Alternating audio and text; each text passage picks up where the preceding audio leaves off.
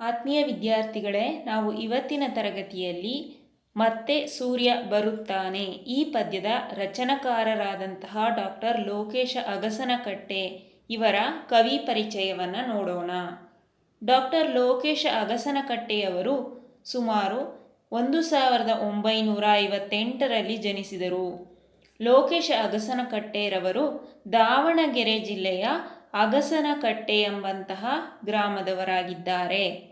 ಮೈಸೂರು ವಿಶ್ವವಿದ್ಯಾನಿಲಯದಿಂದ ಸ್ನಾತಕೋತ್ತರ ಪದವಿಯನ್ನು ಪಡೆದಂತಹ ಇವರು ಅಂದರೆ ಡಾಕ್ಟರ್ ಲೋಕೇಶ ಅಗಸನಕಟ್ಟೆಯವರು ಕನ್ನಡ ಕಾವ್ಯ ಸಮಾಜ ಸಂಸ್ಕೃತಿ ಎಂಬಂತಹ ಪ್ರಬಂಧಕ್ಕೆ ಕುವೆಂಪು ವಿಶ್ವವಿದ್ಯಾನಿಲಯದಿಂದ ಡಾಕ್ಟರೇಟ್ ಪದವಿಯನ್ನು ಪಡೆದಿದ್ದಾರೆ ಎಂದು ಹೇಳಬಹುದು.